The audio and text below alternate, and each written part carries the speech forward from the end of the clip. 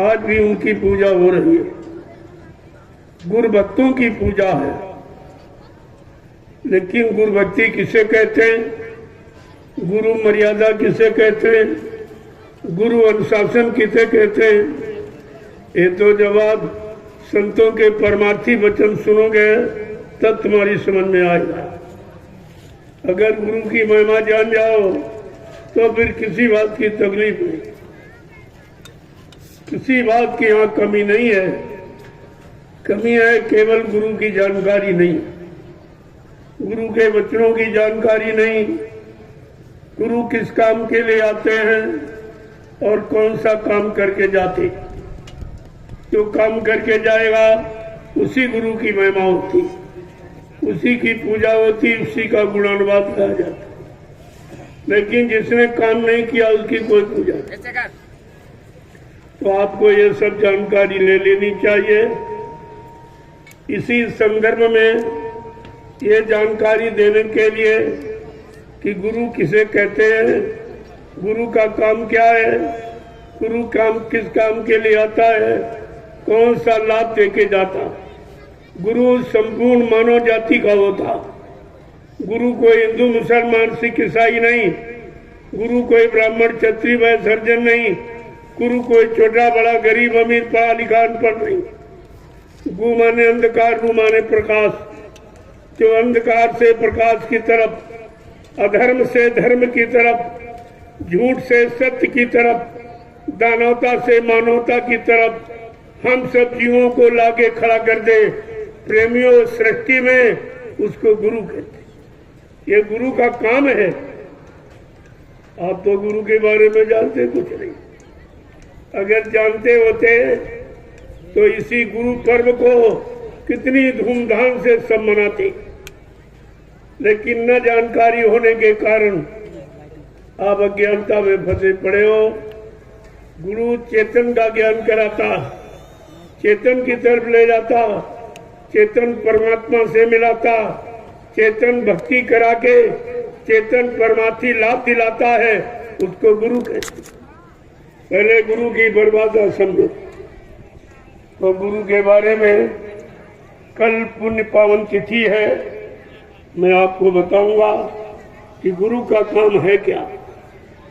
ये धरती गुरु की, ये गुरुओं की धरती है, ऋषि मुनियों की है, साधु संत महात्माओं की है, ये वीरों की शहीदों की है, ये सूरवीर और सतियों की भूमि है। आप इस इतिहास को बराबर जानकारी करते रहो तो भारत देश का नक्शा बदल जाता। लेकिन आप सब भूल चुके हो। कोई मर्यादा नहीं गुरु नाम की, गुरु के काम की, गुरु के वचनों की कोई मर्यादा आपके पास नहीं है। और इसीलिए आप भटक रहे हो। भटकने का कारण अज्ञानता, भूल भ्रम और संदेह ही है। और ये बिना गुरु के कोई दूर नहीं कर सकता। गुरु बिन ज्ञान कबो नहीं होई, चाहे कोटिन करो उपाय। कितने भी उपाय कर डालो, बिना गुरु के सच्चा ज्ञान हो ही नहीं सकता।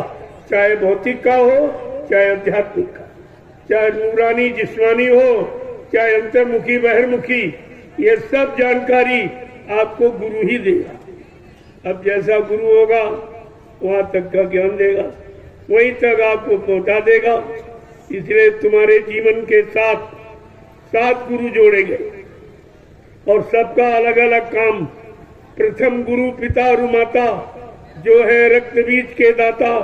दूसर गुरु भई वो दाई जो गर्भवास की मैल छुड़ाई। तीसर गुरु नाम जो धारा, ले ले नाव जो गांव पुकारा। चौथा गुरु जो शिक्षा दीना, तब संसारी मार्ग चीना। बचवा गुरु जो दीक्षा दीना, राम नाम का सुमरन कीना। छठवां गुरु भरम सत्तारा, ओंकार से नाता जोड़ा। लेकिन सतवां सतगुर और शब्द लखाया, और जहां गजीव तहां पहुंचाया। प्रेमियों, ये सतगुरु का काम। आज हम सब कलयुग के जीवों का सौभाग्य है कि सतगुरु मिल गए। उन युगों में तो सतगुरु आए नहीं, न सतयुग में, न त्रेता में, न द्वापर में। 5,500 वर्ष कलयुग के निकल गए, लेकिन संत सदगुरु नाम सुनने को नहीं मिला।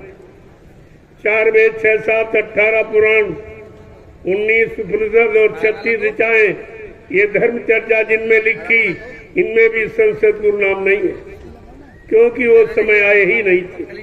वो तो भी कलयुग में आए, लगभग 750 वर्ष पूरे होने जा रहे। सर्वप्रथम कबीर साहब आए, उन्हीं से ये संत मत चला और संत सदगुरु नाम उन्हीं से सुनने को मिला। ये जानकारी आपको रखनी चाहिए। अगर सदगुरु की बात आप जान जाते, फिर तुम्हारे पास कोई चीज की कमी नहीं। जब आप सच्चे कर्म करते, मानवीय खान पान सच्चा करते, सच्ची संग सोबत करते और सच्चे कर्म करते, तो किस बात की कमी थी? कमी तो इसी बात की है, परेशानी मुसीबत तकलीफ बीमारी महामारी इसी बात की है कि हमारा खान पान खराब हो गया। हमारे भारत जैसे धार्मिक देश के लिए ये सब ने कहा, सभी मजहब धर्मों के लोगों ने कहा कि जैसा खाओ अन्न वैसा बने तन मन, जैसा करो आहार वैसे बने विचार, और जैसा पीवो पानी वैसी हो बेबानी। ये देश के लिए अटूट सिद्धांत। इन सिद्धांतों से इस समय मानो बिल्कुल वंचित, एकदम अलग थलग हो गया। परेशानी का कारण ये, मैं आज 10 वर्षों से पूरे हिंदुस्तान में यही प्रचार करता हूँ कि जय गुरुदेव नाम प्रभु का, न मेरा है न इंसान का न किसी महात्मा का। ये उस मालिक का नाम है जो सबका मालिक है, सबका रखवाला, सबका सृजनहार, सबका खेवनहार है। उसको कहते हैं जय गुरुदेव। ये कोई आदमी इंसान महात्मा का नाम। अब तुम्हें ये मालूम नहीं है, हरि के 1000 नाम, करोड़ों नाम विष्णु भगवान के, अनंतों नाम परमात्मा के, तो क्या तुम करोड़ों नाम जानते हो? अनंतों नाम जानते हो? उन्हीं करोड़ों अनंतों नाम में से ये जय गुरुदेव। गुरु तो हर युग में रहा। जय गुरुदेव का मतलब जितने गुरु आए उनकी जय, जितने मौजूद हैं उनकी जय, जितने भविष्य में आएंगे सब की जय। ये तो ऐसा नाम जो निंदा आलोचना बुराई क्रिटिसाइज करना सिखाता ही नहीं, जो सारे गुरुओं की महिमा और सारे गुरुओं की पूजा और सारे गुरुओं की मर्यादा और मान्यता को बताता है। ये ऐसा नाम जो आज कलयुग के जीवों के लिए बाबा जय गुरुदेव जी महाराज ने जगाया, ये उनका भी नाम नहीं। बाबा जी का नाम तो जो संत गोस्वामी जी महाराज जिन्होंने रामचरितमानस लिखी, वो नाम बाबा जी का। लेकिन बाबा जी ने सारे हिंदुस्तान में जय गुरुदेव परमात्मा प्रभु के नाम का प्रचार किया है, इसलिए उनको लोग बाबा जय गुरुदेव के नाम से कहते हैं, जानते हैं। ये जैसे आपके गांव में मोहल्ले में कोई आ जाए, कपड़ा बेचने वाला, बर्तन बेचने वाला, सब्जी बेचने वाला, आप नाम तो उसका नहीं जानते हो, लेकिन यही कहते हैं, भाई सब्जी वाले इधर आओ, बर्तन वाले कपड़े वाले इधर आओ। क्या उसका ये नाम है? लेकिन जिस चीज का वो गली गली प्रचार कर रहा है, हम सब उसी को उसी नाम से पुकारते हैं। ये तो बहुत छोटी बात है जो रोज आप दैनिक जीवन में प्रयोग करते हो, लेकिन फिर भी नाम में आपको शंका हो गई। नाम में शंका, अरे भगवान के नाम में शंका सतयुग में हिरण्याकश्यप ने की, उसका सर्वनाश हो गया। त्रेता में भगवान के यानी राम के नाम की शंका कुछ विद्वान ब्राह्मण रावण ने किया, उसका सर्वनाश हो गया। और द्वापर में कृष्ण भगवान के नाम में शंका वो कंस ने किया, उसका सर्वनाश हो गया। ये तो आपका इतिहास बता रहा है कि जिसने समय के नाम की निंदा आलोचना बुराई की और नहीं माना, तो हमारा इतिहास साक्षी और गवाह है कि उसका सर्वनाश हो गया। बाबा जी ने क्या कहा? जन जन की जबान पर जब जय गुरुदेव नाम आएगा, सच्ची स्वतंत्रता का मानो तब आनंद उठाएगा। जय गुरुदेव मिटाने वाला स्वयं वही मिट जाएगा। बिल्कुल सीधा सिद्धांत है। 29 जून 1975 को इसी तरह बाबा जी जय गुरुदेव नाम परमात्मा का प्रचार करते, सबको सच्चे सही धर्म के रास्ते पर लाने की प्रार्थना करते, सबको शाकाहारी सदाचारी रहने के लिए आरजू मिन्नत करते। ऐसा सही सच्चा संदेश देने वाले को 29 जून 1975 को जेल में बंद किया। अकारण कोई कारण नहीं, कोई कारण, कोई गुनाह, कोई पाप नहीं। ये तो हमेशा होता आया है कि भक्तों को जब जब सताया गया, इतिहास बताता है भक्त अपमान होने पर सजा कुदरत सुनाती है। जब भक्तों का अपमान सच्चे ईमानदार शाकाहारी सदाचारी यानी मतलब चरित्रवान लोगों का जब अपमान होगा तो कुदरत सख्त सजा सुनाएगी और सजा मिलने ही वाली है। अब ज्यादा समय नहीं है, मैं उसी की जानकारी देने आया हूँ। मेरा और कोई काम नहीं, न कोई पैसा मांगना लेना, न किसी की निंदा आलोचना बुराई, न किसी मजहब की, न धर्म की, न राजनीति, न धर्म ने किसी की कोई निंदा आलोचना बुराई, ये मेरा काम है। अब ये सच्चाई कहना अगर बुराई है तो आपकी अज्ञानता है। सत्य सही कहने के लिए आपके थाने और कचहरी बनाए गए, स्कूल कॉलेज बनाए गए, कोर्ट कचहरी बनाए गए, सत्य और सही बात को कहने और समझाने के लिए। आज संतों ने वही सत्य का मार्ग अपनाया और कहा लोग सत्य से अलग हो रहे हैं, सच्चित आनंद को भूल गए। चलो एक बार इनको फिर जानकारी दे दो कि सत्य किसे कहते हैं।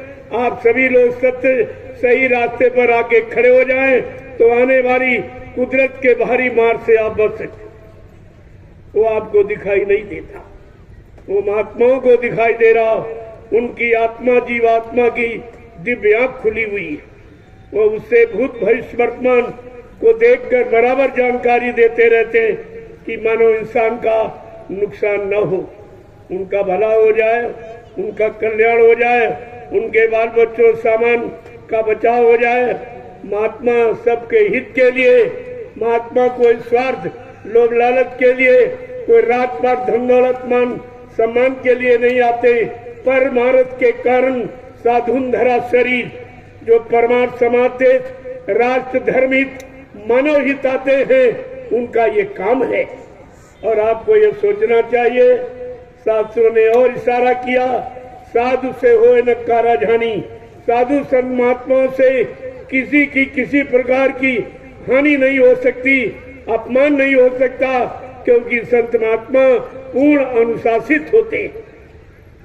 उनको मालूम है कि अनुशासन किसे कहते हैं, मर्यादा किसे कहते हैं, पारस्परिक प्रेम प्यार मोहब्बत सेवा दया सदाचार परमात्मा की यादगार किसे कहते हैं, माँ बहन बेटी बहू की परख पहचान किसे कहते हैं, वो सब जानकारी आपको देती। मानो न मानो ये खुशी आपकी। हम मुसाफिर हैं, कल अपने घर जाएंगे। हम कोई मनवाने आपको नहीं आए, हम याद कराने आए। अभी वक्त है गुनाहों से तू तौबा कर ले, फिर न कहना कि हमने सुना था पैगाम नहीं।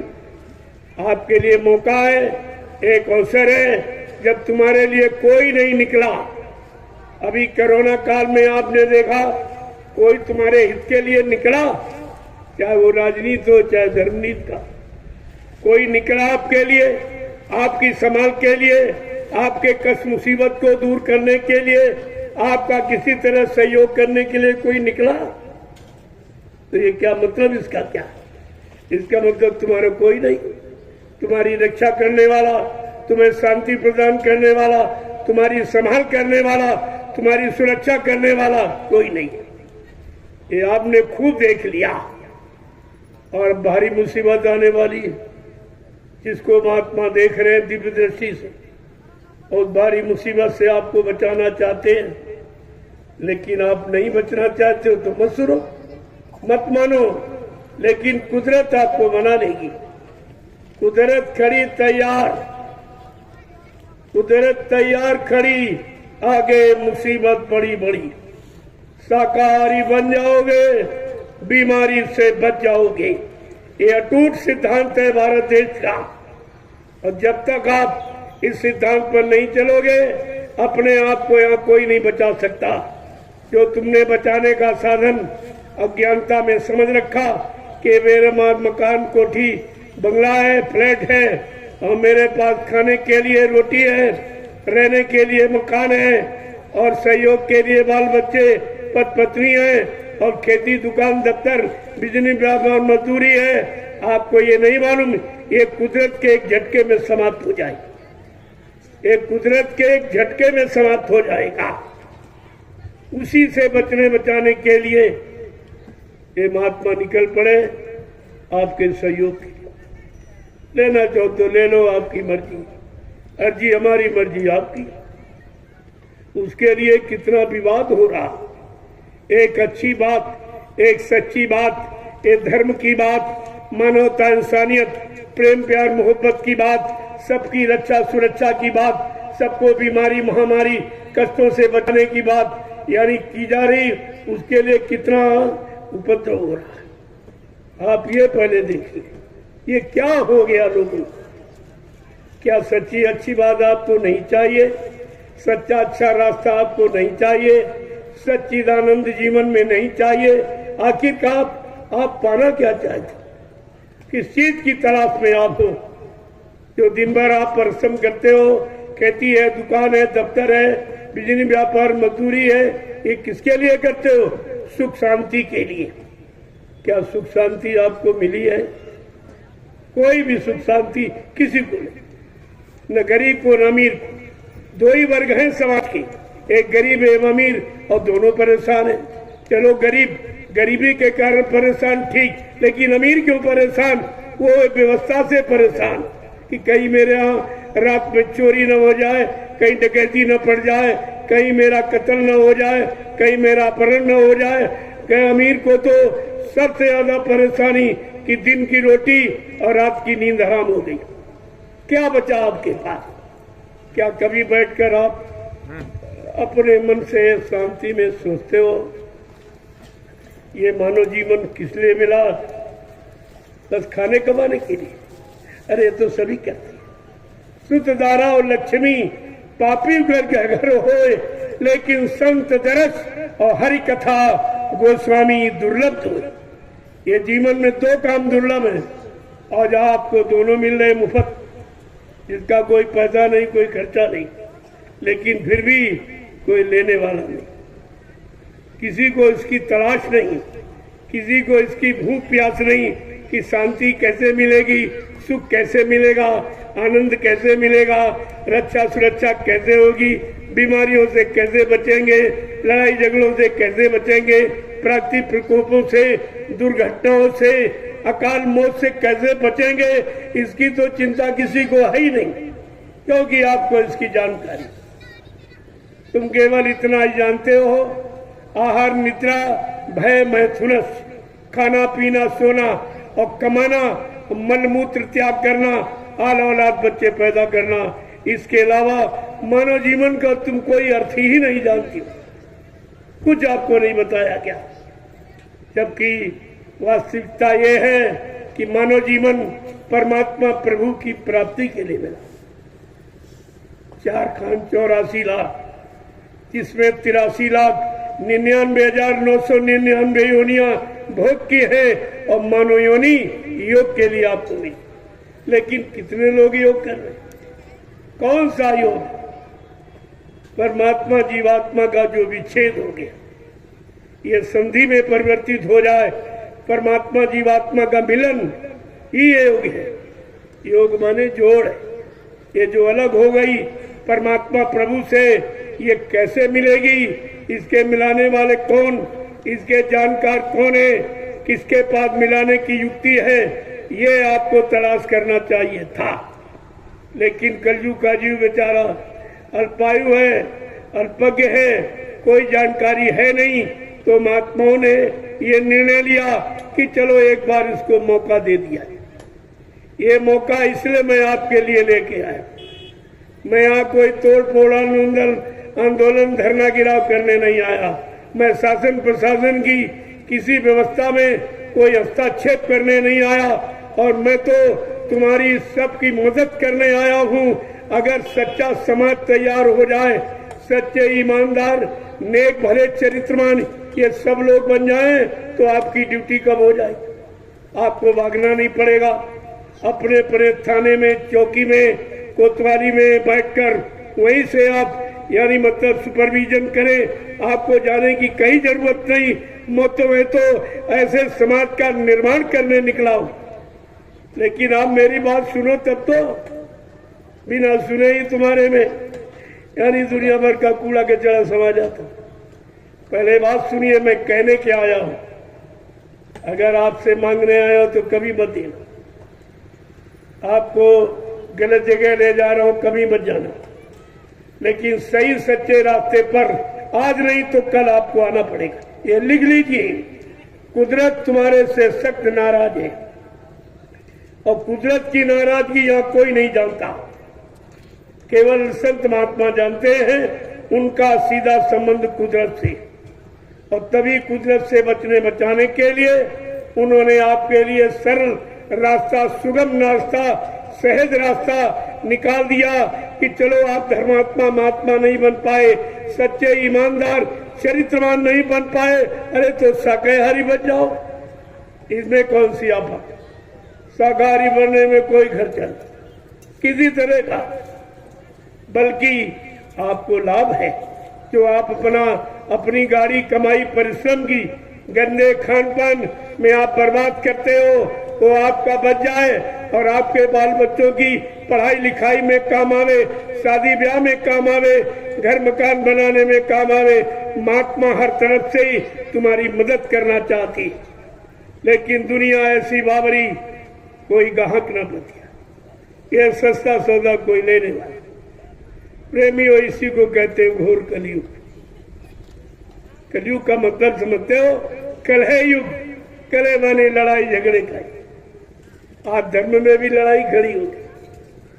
ये धर्म में लड़ाई खड़ी हो गई कि धार्मिक देश भगवान राम ने धर्म की स्थापना के लिए उनको रावण से लड़ाई लड़नी पड़ी। धर्म की स्थापना के लिए भगवान कृष्ण को महाभारत करना पड़ा। ये हमारा इतिहास है कि धर्म हंसी मजाक में नहीं स्थापित होता। आज मैंने संकल्प लिया है, धर्म और मानवता, इंसानियत, प्रेम प्यार मोहब्बत, सेवा दया सजाता परमात्मा की यादगार ये जन जन में कैसे आएगी और मतलब मानव के मन मस्तिष्क में माँ बहन बेटी बहू की परख पहचान कैसे होगी। मैं एक सच्चे अच्छे ईमानदार चरित्रवान समाज का निर्माण करने निकला हूँ। पहले मेरी बात समझो। और ये काम हिंदुस्तान में कोई नहीं करता, ये कोई नहीं करता। यहाँ तोड़ फोड़ अंदर नहीं सिखाया जाता। यहाँ मर्यादा में रहना, अनुशासन में रहना, कुर भक्ति करना, इसके अलावा यहाँ कोई शिक्षा नहीं दी। आपको ये सब जान करके अर्थ होना चाहिए। आज इस पावन पवित्र भूमि पर जो ये समय मिला है, आप इसका लाभ उठा लीजिए। अब ज्यादा समय वो दूर नहीं है जब विनाश होने वाला। अगर सही सच्चे रास्ते पर आप ना आए, अच्छी सच्ची बात न मानी, तो ये तुम जानो तुम्हारा काम है। लेकिन आप ये नहीं कह सकते हो कि हमारे यहाँ कोई आया नहीं, हमको किसी ने बताया नहीं, हमारी किसी को चिंता नहीं, देश की चिंता किसी को नहीं, समाज की चिंता किसी को नहीं, धर्म की चिंता किसी को नहीं। ये आप नहीं कह सकते। मैं ये कहने के लिए आपको मजबूर कर दूंगा। मैं सारे हिंदुस्तान में 10 वर्षों से लगातार यही संदेश देता। मेरा कोई और दूसरा काम नहीं है। तुम अन्य लोगों में हमको मत समझिए, मैं वो काम नहीं करता। कोई ये नहीं कहता हिंदुस्तान में मैंने कभी एक पैसा किसी से मांगा, न मांगा न मांगता। ये काम मेरा नहीं। मेरे गुरु ने मुझे भिखारी नहीं बनाया। नामदान देकर कहा जल्दी से नाम की कमाई करके आत्मा को जगा लो। जिसकी आत्मा जाग जाएगी उस महात्मा के कदमों में हिंदुस्तान के लोग स्वेच्छा से अपनी धन दौलत सामान को न्यौछावर कर देंगे। ये स्वेच्छा से कर देंगे। आज आप देखिए, मैं आपको दिखा दूंगा। अभी तो आज पहला दिन है, आप देखते कितने भी लोग आ जाएं, लेकिन आप आवाज नहीं सुनोगे।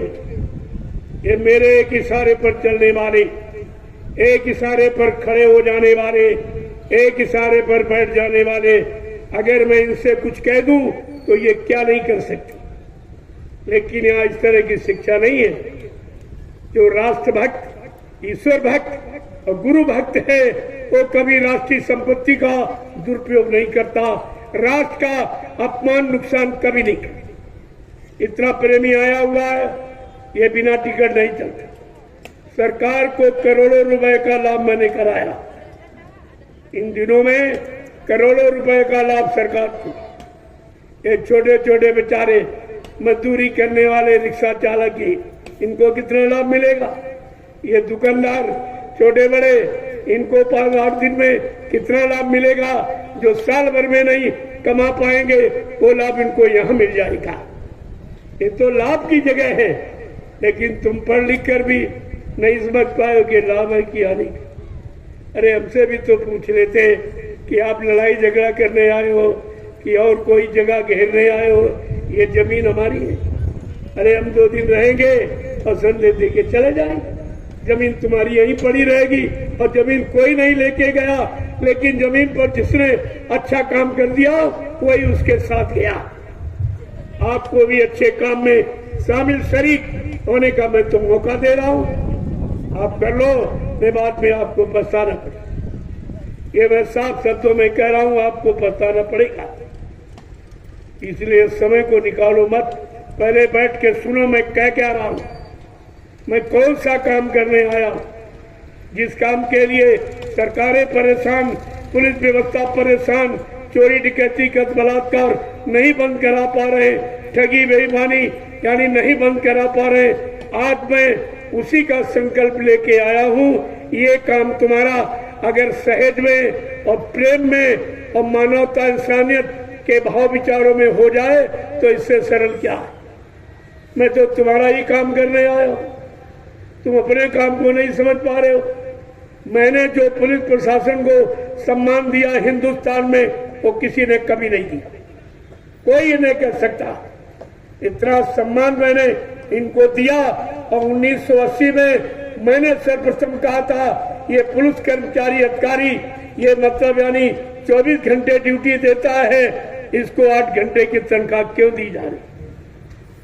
जब तक इसको पूरा समय का जो ये मजदूरी कर रहा, बेचारा मेहनत कर रहा, जब तक पूरा इसको वेतन नहीं मिलेगा, इसको सुख शांति नहीं मिलेगी। ये अच्छे परिवारों में अपने बेटी बेटा का न संबंध कर पाएगा, न बेटों के लिए अच्छे मकान बनवा पाएगा यानी मतलब, और न अच्छी पढ़ाई लिखाई करा पाएगा। मैं तो तुम्हारे सबके हित में लगा हूं और किसी ने इस पर टिप्पणी नहीं की, केवल मैंने ये कहा तो मैं तो आपका काम करने निकला हूं। सहयोग की जगह आप विरोध करते हो। पहले बात तो समझो, ये कौन सा काम होने जा रहा है। और ये तो आपको मालूम है, सुर असुर हमेशा नहीं, वो तो रहेंगे। कलयुग सतयुग अभी है, गया नहीं है। जिस दिन कलयुग चला जाएगा आपको सब दिखाई देगा कि बाबा जी ने 10 जुलाई 1952 से और 2012 जो कुछ कहा वो सब तुम्हारे सामने नजरअंदाज हो जाएगा, सब आपको दिखाई देगा। आप चिंता मत करिए, थोड़ा समय का इंतजार कर लीजिए।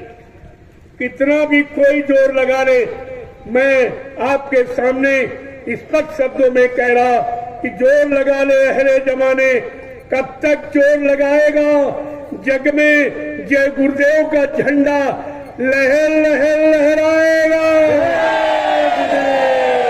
प्रेमियों, इसे कोई नहीं रोक सकता, ये कोई नहीं रोक सकता, क्यों? ये सबके हित का है। और जितने झंडे आप देख रहे हो सब अपने अपने मान सम्मान के, अपने पद के, अपनी महिमा के, लेकिन जय गुरुदेव नाम प्रभु का झंडा, प्रभु तो सबका है, सबका खेवानार, सबका मालिक, इसलिए झंडा तुम्हारी सबकी मदद करेगा। मैं तो प्रमाण लेके आया हूँ, एक झंडा यहीं पर गड़वा दूंगा, आप उसकी परिक्रमा करें। केवल ये संकल्प लें कि आज से मैं पूर्ण शाकाहारी हो जाऊंगा, तो ये झंडा तरह तरह की बीमारी और मतलब यानी भूत प्रेतों से आपको नजात दिला देगा। ये झंडा करेगा आपको, एक पैसा भी नहीं आपको चाहिए। इन संत महात्मा लाभ देने के लिए आते, लेने के लिए नहीं। ये लेने वाला काम नहीं। अब ये प्रेमी मानते नहीं है, स्वेच्छा से कहते हमारा 1 रुपया 2 रुपया 10 20 50 100 रुपए ले लो, किसी अच्छे काम में लगा देना।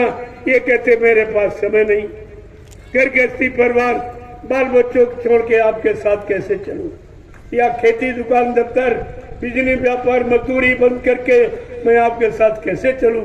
हमने कहा अगर तुम्हारी ऐसी कोई सेवा भाव श्रद्धा भाव है तो तुम्हारा ये यानी गाड़ी कमाई 1-2 रुपए तो मैं इसी काम में लगा दूं। इसी धर्म के प्रचार में, इसी धर्म के प्रचार में, मानवता इंसानियत के प्रचार में, प्रेम प्यार मोहब्बत सेवा दया सदाचार परमात्मा की यादगार अम्मा बहन बेटी बहू की परख पहचान के प्रचार में ये सब आपका लगा दूंगा। हमें जरूरत नहीं, क्योंकि मेरे कोई बीवी बच्चा नहीं है, हमारे पास कोई खर्च। ये कपड़े आप लोग दे दो तो पहन लेता, मैं तो कपड़े भी नहीं पहनता, आपने दे दिए तो पहन लिया। ना कोई फल फ्रूट मेवा खाता हूँ, ये मेरा भोजन नहीं है। दूध की ये भी मेरा भोजन नहीं। मेरा भोजन आप गरीब से गरीब आदमी नहीं खाएगा। 3 अनाजों की रोटी, 1 सुबह 1 दोपहर शाम, बस 2 रोटी दोपहर और शाम, उसमें कभी इस समय एक ही ले रहा हूँ शाम। जब 1 रोटी का खर्चा है तो हम तुम्हारा पैसा और सामान धन लेके क्या करेंगे। लेकिन आप मानते नहीं हो कि हमारे पास समय नहीं, हमारी कुछ गाड़ी कमाई लगा दो तो हमको कुछ लाभ मिल जाए। हमने कहा अगर ऐसी तुम्हारी श्रद्धा है तो मैं लगा दूंगा। नैमिषारण्य में जो 88,000 ऋषियों की तपोभूमि, जहां पर बाबा जी ने 1997 में यही गुरु पूर्णिमा का कार्यक्रम जो कल होने जा रहा है, ये वहां हुआ था। कितने लाख की भीड़ थी। 10 जुलाई से 23 जुलाई तक 13 दिवसीय कार्यक्रम। जो पुराने प्रेमी सत्संगी होंगे उनको मालूम होगा कि 1997 में बाबा जी ने नैमिषारण्य की पावन भूमि पर क्या कहा था। गुरु पूर्णिमा में आखिर दिन कहा, बच्चा ये 88,000 ऋषियों की तपोभूमि है, यहीं से सतयुग के अंकुरन निकलेंगे। प्रेमियों के अंकुरन आसमान में निकलेंगे। अरे सबका आधार जमीन है, उसी आदेश का पालन करने के लिए मैंने नैमिषारण्य में 300 बीघे जमीन आपके लिए ली। जो 1 रुपया 2 रुपया आपने दिया उसी से 300 बीघे जमीन मैंने आपके लिए खरीदी और 2 आश्रमों का निर्माण कर दिया। मैंने कहा मथुरा ये सबका है, किसी एक का नहीं है, सब। ये 45 करोड़ प्रेमियों की मथुरा, सबने सेवा की, सबने सेवा दी। लेकिन जो लोग कब्जा किए उन्होंने 1 पैसा कभी न सेवा दी, न 1 डलिया कभी मिट्टी डाली। ये तो आपको सोचना चाहिए। सेवा तुमने की, सेवा तुमने दी, आदेश गुरु का तुमने माना, भजन तुमने किया, प्रचार तुमने किया, और लाभ कौन ले रहा है। ये तुम्हारी बुद्धि नहीं काम कर रही। ये आपको सोचना चाहिए, ये आपको सोचना चाहिए। मतलब किसी एक की नहीं है, न एक की हो। जो सबकी है वो सबकी रहेगी। ये गुरुद्वारा ये सबका है और सबका रहेगा। थोड़े दिन इंतजार कर लीजिए आप, तो ये सब पर्दाफाश तुम्हारे सामने हो जाएगा। आप देखते रहिए, सब देखते रहिए खड़े होकर। मैं निंदा आलोचना बुराई से नहीं, मैं सत्संग सुना सुना के परिवर्तन करके दिखा दूंगा। आप ये सब देख लेना। एक भी आदमी मेरे पास नहीं था। जब मैं 28 मई 2012 को निकला गुरु की सत्यता को कहने के लिए, तो मेरे साथ एक भी आदमी नहीं। सब डरते थे, कहते थे उनको तो तुम अकेले क्या कर लो। हमने कहा सत्य 2-4 नहीं, एक ही होता। सत्य सूरज एक ही होता। संत सत्य और सूरज ये एक ही होते, दो नहीं होते। और इनके आगे दूसरा टिक नहीं सकता। यही 29 जून, जो परसों आपने विवाद देखा, ये 48 साल के बाद फिर वही हो गया। ये 29 जून 1975 को बाबा जय गुरुदेव जी महाराज को अकारण मतलब यानी जेल में बंद कर दिया गया। केवल बाबा जी ने यही सत्य की बात कह रहे थे कि सही सच्चे रास्ते पर आ जाओ। ये भारत धार्मिक देश राम की कर्मभूमि है, यानी मतलब कृष्ण की धर्मभूमि है, संतो महात्माओं की योग भूमि है। तुम सभी इतना अन्याय मत करो, अत्याचार मत करो। ये गर्भपात नसबंदी, ये हत्या हिंसा है, भ्रूण हत्या, इसको बंद कर दो। सही सच्ची नेक भली बात कहने पर वो मुसलमान प्रधानमंत्री ने बाबा जी को अकारण जेल में बंद कर दिया और जेल में दबाव डाला कि आप अपने भक्तों से हमारा प्रचार करा दीजिए, मैं आपको एक हेलीकॉप्टर दूंगी बहुत सा रुपया। बाबा जी ने क्या कहा था? अरे होश में है, तू किससे बात कर रही है? अरे तुझको अपनी अमीरी पर गर्व है तो मुझको अपनी फकीरी पर नाज है।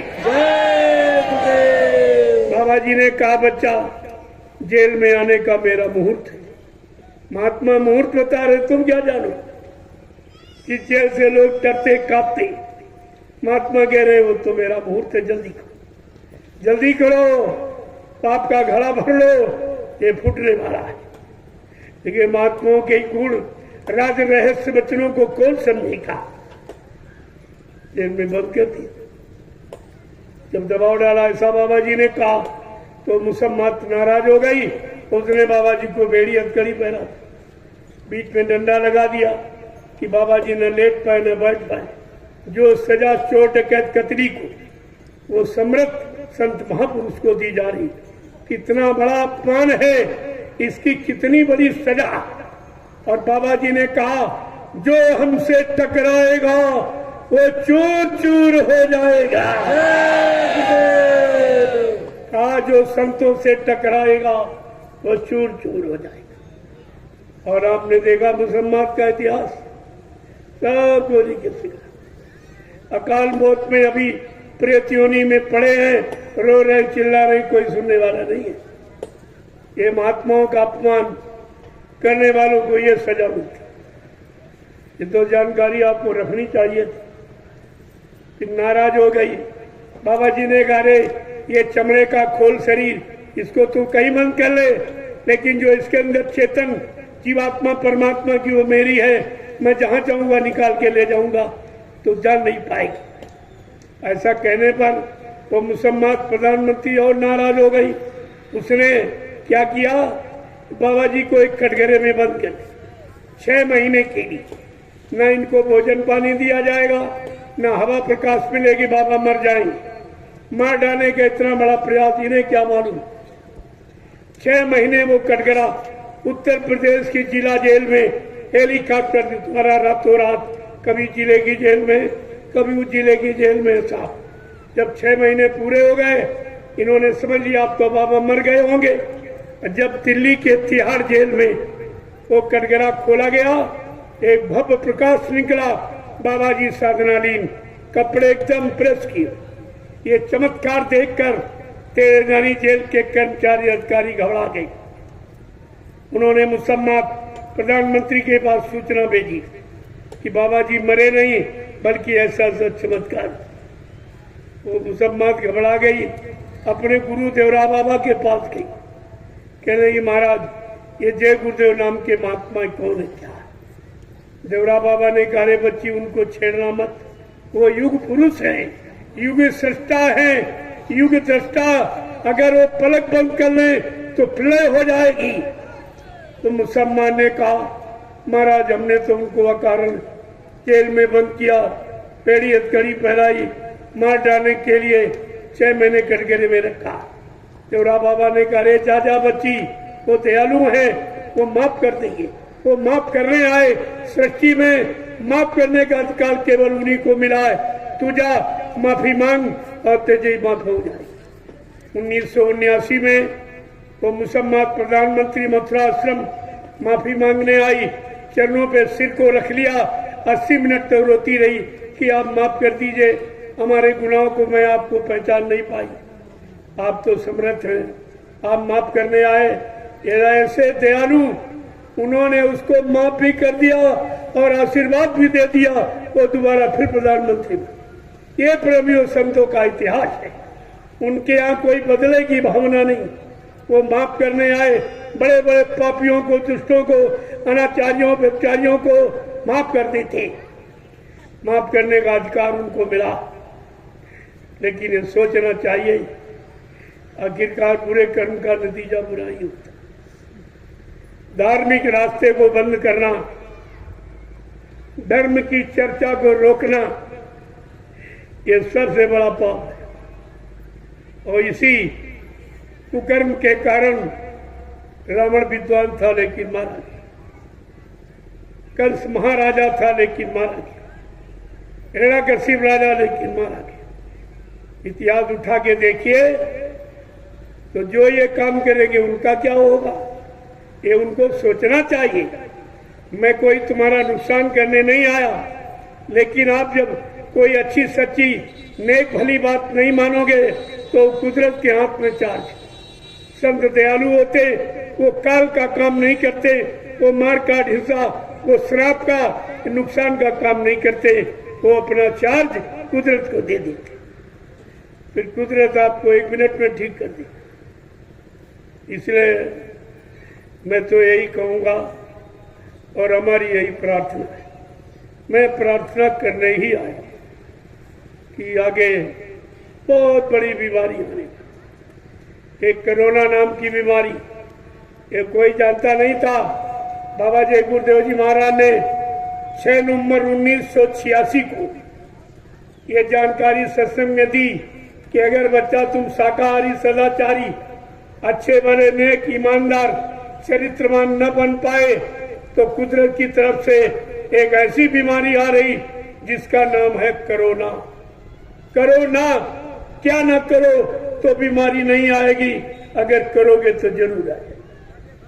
कहा था अंडे मत खाना। अंडा, मुर्गी का मासिक धर्म सबसे बड़ी गंदगी, जो मन के विकार पैदा कर देता, मन को कामी क्रोधी बना देता, यानी मन को तामसी बना देता, ये सबसे बुरा खाना। इसको बंद कर देना। किसी पशु पक्षी का मुर्दा मांस मत खाना, मुर्दा सबसे ज्यादा खराब होता। ये आप बताओ, मुर्दा घर में कोई रखता है? अरे तुम्हारे घर में कोई मर जाए, क्या उसको घर में रखोगे?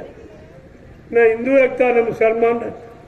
हिंदू ले जाता मुर्दे को शमशान भूमि में लकड़ियों पर रख के जला के राख कर देता, और मुसलमान गड्ढा खोद के दफना देता। कहते मुर्दा घर में नहीं रहता। अरे अच्छी बात आप जान गए, लेकिन घर का मुर्दा घर में नहीं रहेगा ये तो आप जान गए, और बाजार वाला मुर्दा रसोई घर में रहेगा ये नहीं जान पाया। ये बुद्धि आपकी काम नहीं कर पाई।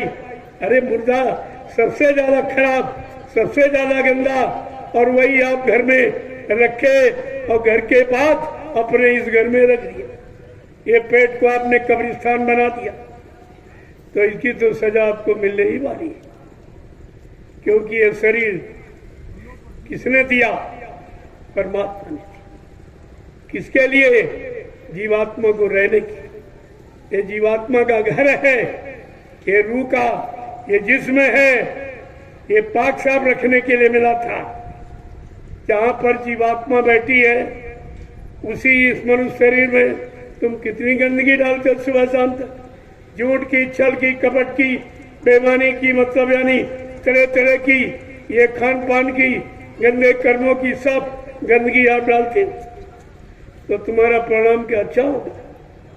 परमात्मा की बनाया मनुष्य मंदिर को आप गंदा करोगे, परमात्मा सख्त सजा देगा। ये महात्मा आपको बताने आए, ये मंदिर, ये प्रभु प्राप्ति के लिए, भगवान को पाने के लिए मंदिर बना था, और आपने कहां से कहां लगा दिया। क्या करना था, क्या लागे करन, ये मोही अचंभा भारी। बड़ा आश्चर्य होता किस काम के लिए आए और कौन सा काम आप करने लगे।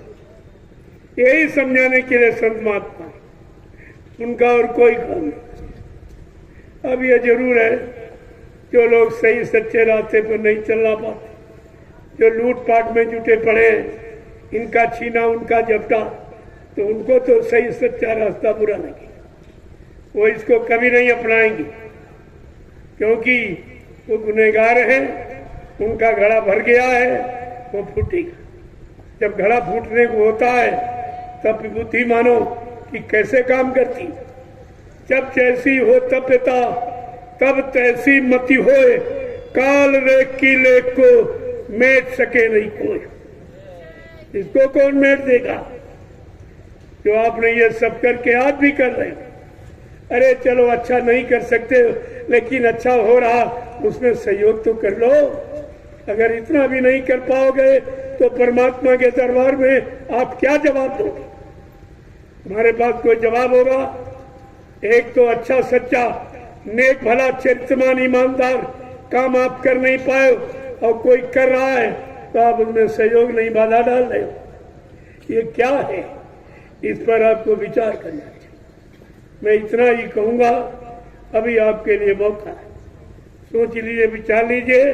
नहीं ये सब चार कुदरत को सौंप दिया जाएगा, वो 1 मिनट में सबकी अकल ठिकाने करती, सब मान जाएंगे। बड़े बड़े धर्मान बलवान बुद्धिमान मान गए, तुम किस गिनती में? तुम तो एक धक्का भी नहीं बर्दाश्त कर सकते। लेकिन अज्ञानता, अहंकार, भूल भ्रम में ये सब कह रहे हो। ये जो कह रहे हो कर रहे हो, ये तुम्हारे लिए अच्छा नहीं। ये सब आपको सोचना पड़ेगा। अगर आपने संत महात्माओं की बात को मान लिया होता तो आज धार्मिक देश भारत भूमि के रहने वाले इंसानों की ये हालत थी। सब परेशान, सब रो रहे। कितनी बड़ी बड़ी बीमारियां है, कोई दवा तुम्हारे पास? कोई डॉक्टर वैद्य हकीम दे सकता है? अरे ये बीमारी नहीं, ये कुदरत की नाराजगी जो तुमने गंदे खराब काम किए कर रहे हो, रोक लगा रहे हो, ये सबसे बड़ा यानी पाप। इससे बढ़ के कोई पाप नहीं, बड़ा कोई पाप नहीं, उसकी आपको सजा मिल जाएगी। मैं तो प्रार्थना करने आया हूं कि अभी आप मान लो तो अच्छी बात है, नहीं तुम जानो तुम्हारा काम जाने। आप ये नहीं कर सकते, किसी ने बताया। मैं मुसलमानों की तरह आपको एक कहने के लिए नहीं रखूंगा कि आए हुसैन हम न। आप मौजूद हो, तुम्हारी मौजूदगी में तुमको जानकारी देकर मैं ये कार्यक्रम करने आया। परमिशन का मतलब है आपको भी मैं सूचना दे रहा हूं। मैं देश के प्रति, समाज के प्रति, मानव जाति के प्रति मैं ये काम करने आया हूं। इसकी जानकारी आप, ये सूचना आपको दे दी कि आप भी सुन लीजिए, इसको बैठ के सुन लीजिए। आगे आपको सुनना पड़ेगा और मानना पड़ेगा। वो समय मजबूर कर देगा। मनुष्य बली नहीं होते, समय होत बलवान, और भिल्लन लूटी गोपिका वही अर्जुन हुई बात। इस इतिहास को आप कैसे भुला दोगे? ये सब जानकारी आपको रखनी चाहिए, लेकिन आप तो सब भूल गए। तुम्हारे पास कुछ भी नहीं, एक है भी नहीं और जानते नहीं, दूसरी बात मानते नहीं। सही सच्ची अच्छी बात एक तो आप जानते नहीं, अगर कोई दया कृपा मेहरबानी करके जानकारी दे तो आप मानते नहीं। यही तो अपराध है। इस अपराध की माफी फिर कहाँ मिलेगी? आप किसी से कह भी नहीं सकते, क्योंकि कहेगा तो आपको तो बताने के लिए आए थे। ये आपसे कोई रुपया पैसा मांगा है? ये कितने लोग आए देखिए, अपना भोजन, अपना बिस्तर, अपना नाश्ता लेके और खा रहे हैं, तुम सबको भी खिलाएंगे। अगर ये सब आ जाए, जितने आस पास रह रहे गांव में सब आ जाए, सबको भोजन करा देंगे। ये काम कोई कर सकता है हिंदुस्तान में? पहले इसको देखिए, आप काम से पहचान करिए ये क्या काम है और किसके लिए है, किसके लाभ के लिए, ये जानकारी आपको रखनी चाहिए। इतना पहले वैसे तो ये आपके मेहमान हैं, आपके घर में आए तो मेहमान के साथ क्या व्यवहार किया? क्या व्यवहार किया कि भगो भगो भगो, यहां से हटो हटो, ये सम्मान था? अरे समय सकल भूमि गोपाल की, ये भगवान की भूमि किसी को नहीं, हर इंसान को भगवान की भूमि पर अच्छे सच्चे और धार्मिक काम करने का पूरा अधिकार है। कौन भगा सकता हूं? लेकिन अच्छे सच्चे धर्म काम को जानोगे तब तो तुम्हारे पास कोई जानकारी नहीं किसी तरह की, खाने कमाने के सिवा कुछ जानते ही नहीं। ये तो पशु भी कर रहा, पक्षी भी कर रहा, कीड़े मकोड़े भी ये काम करते हैं, सब भोजन करते हैं और सबके बाल बच्चे पैदा होते। क्या यही काम तुम करके मर जाओगे? फिर प्रभु प्राप्ति का ये काम आपका रह जाए और दोबारा ये मानो मंदिर आपको मिलेगा नहीं, क्योंकि आप मनुष्य शरीर पाने वाले कर्म भी नहीं करते। पार जाने वाले कर्म तो छोड़ दो, दोबारा मनुष्य शरीर मिल जाए वो भी कर्म आप नहीं करते। तुम्हारे सब काम पशुवत, पशुओं जैसे कर्म, पशुओं जैसी धारणा और विचार। आप पशुओं में क्या यही पशु प्रवृत्ति है कि आप ही चलिए, अपना खाना अपना कमाना, दूसरे के लिए कुछ। लेकिन सिद्धांत क्या कहता?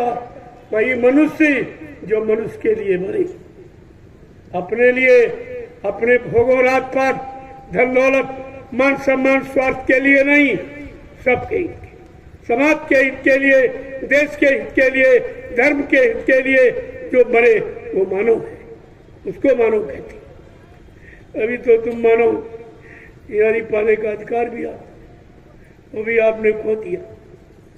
इसलिए आज तो पहला दिन है, मैं आपका दर्शन करने आया हूँ, सबका दर्शन करने, क्योंकि आप दूर दराज से बाल बच्चे छोड़ के आए हो, घर परिवार छोड़ के आए हो, खेती दुकान दफ्तर बिजली व्यापार मजदूरी बंद करके, और ऐसे भी पानी बरसात में धूप में ये तपस्या है। आपका जीवन तपस्वी जीवन, इसलिए मैं ऐसे तपस्वियों को प्रणाम करना चाहता हूँ। मैं प्रणाम करने आया हूँ और आपको महाप्रसाद, प्रसाद हिंदुस्तान में कोई नहीं बना सकता। ये पहला सिद्धांत, हिंदुस्तान में कोई प्रसाद बनाना नहीं जानता। अगर जानता होता तो लोग ये क्यों कहते जाओ प्रसाद दुकान से खरीद के लिए? अरे प्रसाद खरीदा नहीं जाता, बनाया जाता।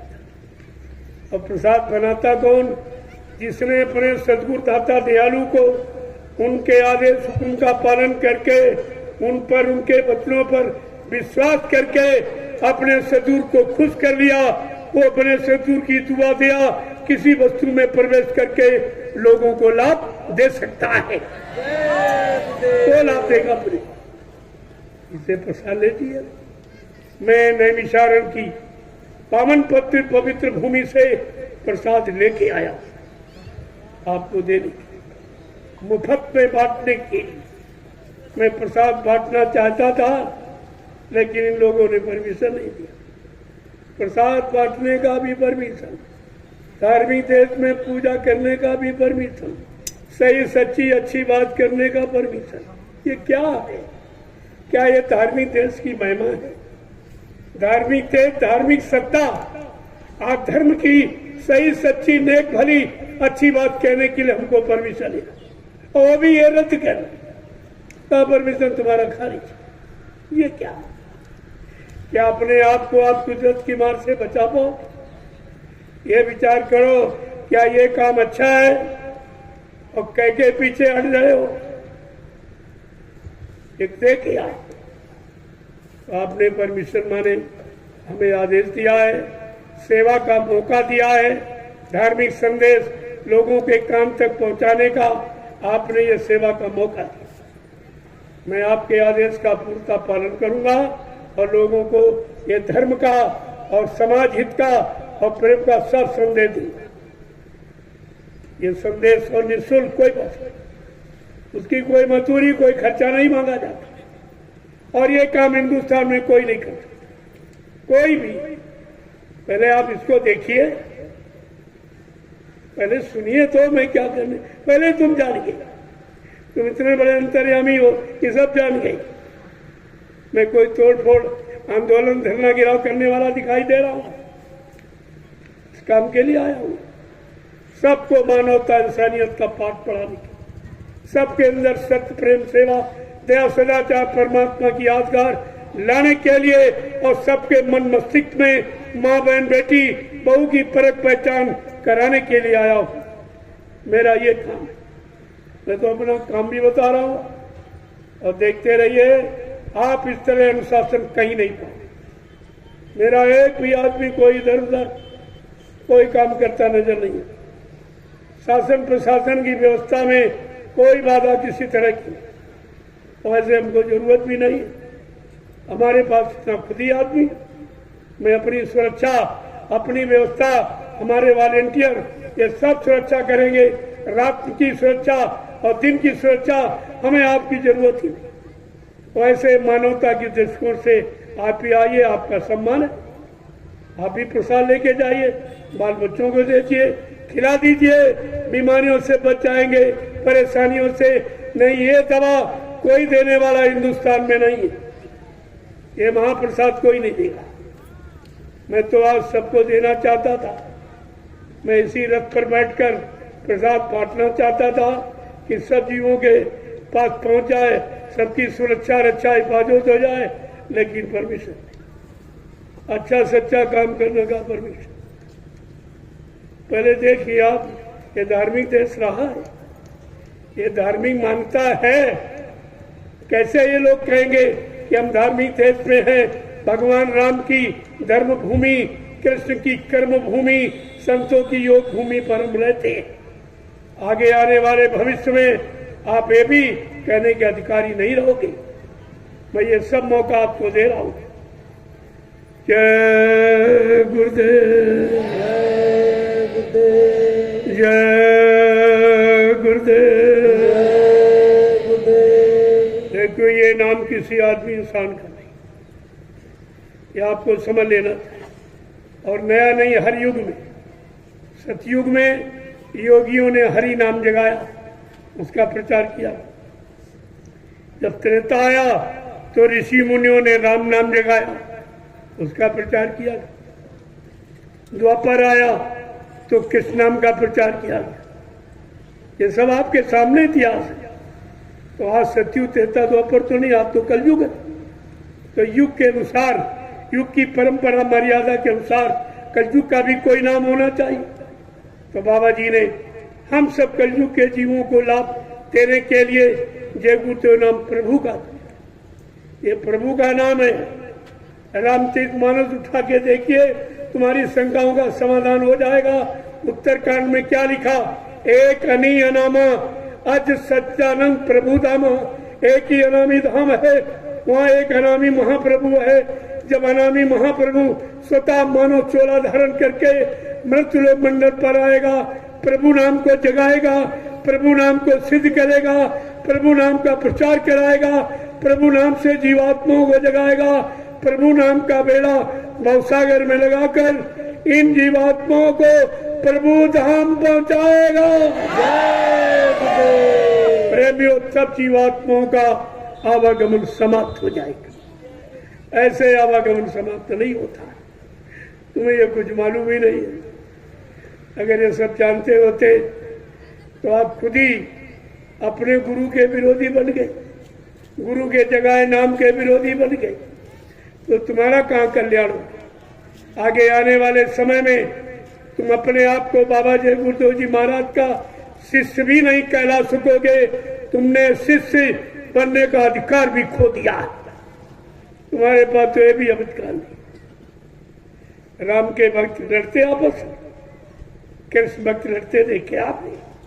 शंकर जी के, हनुमान के, देवी देवताओं के भक्त प्रेम प्यार मोहब्बत में रहते। आज ये जय गुरुदेव के भक्त क्या थे? ये आपस में लड़ झगड़ रहे। इनको ये भी नहीं मालूम हम ये कर क्या रहे। ये गुरु नाम को बदनाम करने वाले, गुरुमत को प्रदान बनने वाले, गुरुमुक्ता को बदनाम करने वाले, गुरु भक्ति को बदनाम करने वाले, गुरु अनुशासन, गुरु मर्यादा, गुरु के जगह नाम को अपमानित करने वाले, इनको क्या मिलेगा ये भी नहीं ये जान पाए हम ये कर क्या रहे। किसका अपमान कर रहे अपने गुरु। ये सत्संग को रोकना, सत्संग किसी इंसान आदमी का नहीं, गुरु का है। सत्संग गुरु का है, संगत गुरु की है, ये किसी की नहीं। और संगत को बिखराना और बरगलाना और इधर उधर भ्रमित करना, एक गुरु का सीधा विरोध आप करना। और सत्संग को रोकना, सत्संग वचनों को रोकवाना, ये सीधा गुरु का विरोध है। ऐसे को कौन बचाएगा? राखी न सके गुरु का द्रोही, गुरु से द्रोह विद्रोह करने वाले को कोई नहीं बचा सकता। ये सब जानकारी आपको रखनी चाहिए। संसार वाले तो बड़े चाव से सुनते, बहुत दौड़ के आते, यानी मतलब इतनी श्रद्धा सेवा भाव उनमें, लेकिन ये घर के विरोध, ये घर का वेदी, ये विरोध करता है और कोई नहीं किसी तरह। अरे तुम सत्संगी हो, सत्संगी का अर्थ जानते हो? जो सत्संग में आए और प्रेमियों को सत्संग में बुला के ले आए, उसको कहते हैं सत्संगी। और ये ऐसे सत्संगी तमाम रुपया पैसा घूस रिश्वत देके सत्संग बंद कराने में खर्च कर रहे, इनका क्या होगा? इन जीवों का क्या होगा? इसी पर तो बड़ा तरस आता है, क्योंकि परिवार का कोई सदस्य कहीं चला जाए तो आखिरकार दुख तो होता ही। क्या दूसरी जगह कहीं चला गया या भटक गया, नाराज होके चला गया, क्या वो परिवार का सदस्य नहीं माना जाएगा? अरे आगे आने वाले समय में तो सब एकजुट हो जाओ, सबको आना पड़ेगा। कब तक तुम भगोगे? मैं तुम्हारे पीछे तो खड़ा हूं, कहाँ भग के आप जाओगे? सत्य से कब तक भागते रहोगे? स्वयं सतगुरु के सच्चे वचनों को सुनने से तुम कब तक विरोध करते रहोगे? कब तक भागते रहोगे? वो समय आने वाला है कि आपको आंसू बहाकर आना ही पड़ेगा, आना पड़ेगा। बाबा जी ने पहले भी कहा भी महात्मा समझा रहे, मना रहे सब तरफ से, और आपको माफी भी दिला रहे। अगर तुमने संत महापुरुषों के वचनों को न माना, न विश्वास किया, तो पीछे कुदरत खड़ी है, अपने एक डंडे लपड़ थप्पड़ से 20 करोड़ का वारा न्यारा सेकंडों में कर देगी। उसी समय बाबा जी ने कहा कि यह सब चित्र भी है, यानी कुदरत जब मार लगाएगी, चित्रे काले नीले पीले हरे यानी झंडे लिए घूम रहे, ये अपने अपने झंडों को फेंक कर अगर तुम्हारे जय गुरुदेव प्रभु नाम के झंडे के नीचे अगर ना जाए तो इस बाबा को बाबा मत कहना। ये बाबा जी ने कहा, ये 80 में सब कहा, सब आपको सुना दिया। मैं अपनी तरफ से कुछ कहने नहीं आया। और सम्राट मालिक के अनमोल वचनों को जो उन्होंने अपने जमान से फरमाया, जिसको आप भूल गए हो, मैं पुनः एक बार अपने गुरु परिवार के प्रेमियों को फिर से गुरु वचनों की याद कराने आया हूं कि अभी आप याद करो। बाबा जी ने क्या कहा? मैं परिवर्तन करने आया हूं, परिवर्तन करके ही जाऊंगा। कोई माई का लाल हमें इस परिवर्तन से ही न रोक सकता है, न मेरा काम कोई कर सकता है। क्या प्रेमियों, आप गुरु वचन भूल गए हो? क्या बाबा जी झूठ बोलते थे? क्या संत महात्मा झूठ बोलते? अगर संत महात्मा झूठ बोलेंगे तो फिर हिंदुस्तान में सत्य कौन बोलेगा? इस धरती पर कौन सत्य बोलेगा? बाबा जी ने अभी कहा, मैं कलयुग का इतिहास बनाने आया हूं। ऐसा इतिहास बनाऊंगा जो भूते न भविष्यते, सतयुग त्रेता द्वापर के लोग अपने अपने युग का इतिहास पढ़ना भूल जाएंगे। वैसी भारत भूमि पर ऐसा चमत्कार करके दिखाऊंगा जिसको हिंदुस्तानी नहीं सारा विश्व नमस्कार करेगा। क्या प्रेमियों, बाबा जी के इन वचनों को आप भूल गए? मैं तो आपको याद कराने आया हूं, मैं और कुछ नहीं कहने, न कुछ लेने आया हूं, न कोई निंदा आलोचना बुराई है मेरा काम। मैं गुरु बच्चों की यादगार पूरे हिंदुस्तान के गुरु परिवार के प्रेमियों को याद करा था। मेरा यही कहा। बाबा जी ने यह भी कहा था, मैं कलयुग को भगाऊंगा और सतयुग को लाऊंगा। नया सुरक्षा रोजी रोटी की व्यवस्था बना के दूंगा, सबको शाकाहारी बनाऊंगा, सबकी जीवात्माओं को जगाऊंगा, परमात्मा से मिलाऊंगा। मैं इस काम के लिए आया और जब तक ये काम करके नहीं दिखा दूंगा, मैं इस मानव शरीर को छोड़ के जाने वाला नहीं हूं। कहा था अपने इस काम को करने के लिए चाहे हमको इसी शरीर में 400 वर्ष क्यों न रहना पड़े, लेकिन मैं अपना काम करके जाऊं। कहा बच्चा गांधी महात्मा चूक गए, मैं चूकने वाला नहीं हूं। वो गोली के शिकार हो गए, लेकिन मुझे मारने के लिए अभी सृष्टि में कोई गोला बारूद तैयार नहीं। न मुझे कोई मार सकता, न मुझे कोई धोखा दे सकता, न मुझे कोई धन दौलत सामान से खरीद सकता। मैं अपना काम करने आया हूँ, काम करके ही जाऊंगा। ये सब गुरु वचन आप भूल गए। गुरु परिवार के प्रेमियों, तो आपको आगे पछताना पड़ेगा। जब ये पूछा जाएगा, बच्चा तुमने मेरे लिए क्या किया? मैंने तुमको नामदान दिया परमात्मा से मिलने की। मैंने सेवा, परमार्थी सेवा कराकर तुम्हारे पाप कर्मों में माफी कराई। तरह तरह की बीमारी, परेशानी, तुम्हारे झगड़े झंझट परिवारों समाजों के सब दूर किए। तुमने मेरे लिए क्या किया? आप क्या जवाब दोगे? आपने केवल एक काम किया है, अपने गुरु पर मौत का कलंक लगा दिया कि बाबा जी मर गए, ये कह दिया।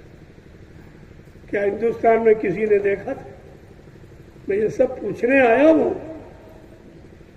आप बाल बच्चेदार हो, सत्य बोलना। क्या मथुरा में जब आपको बुलाया गया कि अंतिम दर्शन कर जाओ, सही बोलना बाल बच्चेदार हो, क्या हिंदुस्तान के किसी प्रेमी ने मथुरा में बाबा जी के शरीर को पूरा खोल के देखा था? नहीं देखा था। क्या पूरा शरीर खोल के दिखाया गया? नहीं दिखाया गया था। जोर से बोलो, सच्चाई को क्यों छिपा रहे हो? नहीं, आगे सब कहना पड़ेगा। ये सब तुम्हारे सामने। मैं आपसे कुछ पूछने आया हूं और कुछ बताने भी आया हूं। आपसे ये पूछने आया हूं, आप मथुरा जाते थे तो गुरु का दर्शन करने चाहते थे कि चेलों का? गुरु का। जोर से बोलो, गुरु का। आप मथुरा जाते थे गुरु का दर्शन करने कि चेलों का दर्शन करने? गुरु का। गुरु की सुनने गए कि चेलों की सुनने गए थे? गुरु की सुनने। गुरु की मानने गए कि चेलों की मानने गए थे? गुरु की। आप लोग गुरु भक्ति करने गए कि चेला भक्ति करने गए? गुरु भक्ति। और ये सब चेला भक्ति कर, सब के सब। इनको ये भी नहीं मालूम कि गुरु पार करता कि चेला पार करता। अरे गोस्वामी जी महाराज ने रामचरितमानस को लिखकर तुम्हारी ये भी शंका का समाधान किया कि गुरु भी न भाव निधि तरह ना कोई, जो भी रांची इस शंकर सम होई। क्या कहा है कि कोई इंसान ब्रह्मा विष्णु महादेव के समान धनवान, बलवान, बुद्धिमान, कीर्तिमान क्यों न बन जाए, लेकिन ये भवसागर बगैर समय के सदगुरु के कोई पार नहीं जा सकता।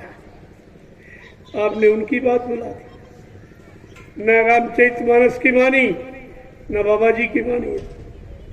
तुमने तो किसी की बात नहीं, न मानने का परिणाम अब तुम दर दर की ठोकरें खाए। तुम्हारी कोई सुनने वाला नहीं है, कोई मदद करने वाला नहीं। ये सब आपको ध्यान में रखना चाहिए। एक बात आपसे और पूछूंगा, सही सही बताना। आप बाल बच्चेदार हो, आप लोगों ने नामदान गुरु महाराज से लिया या किसी चेले से लिया है? गुरु महाराज से। जोर से बोलो। गुरु महाराज से। आप लोगों ने नामदान गुरु महाराज से लिया या किसी चेले से लिया है? गुरु महाराज से। आपका हाथ गुरु महाराज ने पकड़ा या किसी चेले ने पकड़ा है? गुरु महाराज ने। आपकी जीवात्मा जगाने का, परमात्मा से मिलाने का, घर पहुंचाने का वादा ये गुरु महाराज का है या किसी चेले का? गुरु महाराज का। और तुम जा कहा रहे हो? नामदान गुरु से लिया, चेला गुरु के बने, हाथ गुरु ने पकड़ा, पार करने का वादा गुरु ने, और जा रहे हो जय रे चेलो। वो भी चेले जिन्होंने गुरु को खुद नहीं पहचाना, खुद नहीं मान पाए, खुद अपना काम नहीं बना पाए, तो तुम्हारा काम क्या बना? ये सब आपको विचार करना चाहिए। ये निंदा नहीं, हकीकत। जो सत्य को नहीं कहता वो सत्य का द्रोही कहलाएगा। जो गुरु बच्चों को नहीं बताएगा वो गुरु का द्रोही कहलाएगा। जिससे धर्म की स्थापना होती, संत महापुरुषों की भूमिका व्यवस्था को जो नहीं बताएगा वो धर्म का द्रोही कहलाएगा। ये आपको सब ध्यान में रखना था। लेकिन आपके पास तो कुछ नहीं, कुछ भी नहीं। कहाँ जा रहे हो? जब ये गुरु के नहीं हुए तो तुम्हारे हो जाएंगे। जिन्होंने गुरु को नहीं बख्शा क्या तुमको बख्श देंगे? ये इतना भी नहीं आप समझ पाए। जब आप मथुरा जाते थे तो आपने देखा होगा मंदिर की परिसर में एक चार्ट लगाया गया था। उस चार्ट में चेर की पुड़िया चिपकाई गई। पूछा गया स्वामी जी ये कहाँ से? कहा बच्चा सब मेरे शरीर से निकला। कहा किसने दिया? कहा जमीनी लोगों ने। ये फिर भी नहीं समझ पाए। जिनको तुमने हजारों बार जहर दिया, जहर भी जिनका कुछ नहीं कर पाया, उन्होंने जहर को शरीर से ज्यों का त्यों बाहर निकाल के रख दिया। फिर भी नहीं समझ पाया। जिनका जहर कुछ नहीं बिगाड़ पाया वो इंसान है कि भगवान का भगवान है। इतनी बात तो तुम्हारी समझ में आई। जब ये जहर दे के हार गए, बाबा जी को नहीं मार पाए, तब ये दोबारा इन्होंने योजना बनाई। 1 करोड़ में बाबा जी को मेदांता में बेच दिया गया। 1 करोड़। कहा कि जहर दे के इनको मार देना, या विदेशी डॉक्टर आते हैं वो हवाई जहाज से इनको ले जाए अपने देश, मार के फेंकवा दी। इन्हें क्या मालूम कि वो महापुरुष क्या है जिसने चैलेंज किया, ना मुझे कोई मार सकता, ना मुझे कोई धोखा दे सकता, ना मुझे कोई धन दौलत सामान से खरीद सकता। मैं अपना काम करने आया हूँ, काम करके ही जाऊंगा। अपने काम को पूरा करने के लिए मुझको कोई लीला, कोई खेल, कोई करिश्मा, कोई चमत्कार क्यों न करना पड़े, लेकिन मैं अपना काम करके जाऊंगा। अगर ये सब सही वचन आपके पास होते तो प्रेमियों तुम्हें कोई शंका में नहीं जाती। मैं तो अभी आपसे प्रार्थना करूं, गुरु परिवार के हर प्रेमी से मेरा कोई विरोध नहीं किसी का। परिवार के सदस्य से विरोध कैसा? अगर विरोध है तो वो परिवार का है नहीं, वो परिवार को अपना मान नहीं रहा, तो यह सब जानकारी आपको रखी। आज तो मैंने एक इशारा किया, सत्संग कल से आपको सुनाऊंगा जो आपने जीवन में कभी नहीं सुना। अगर कभी सुना होगा तो मथुरा दरबार में।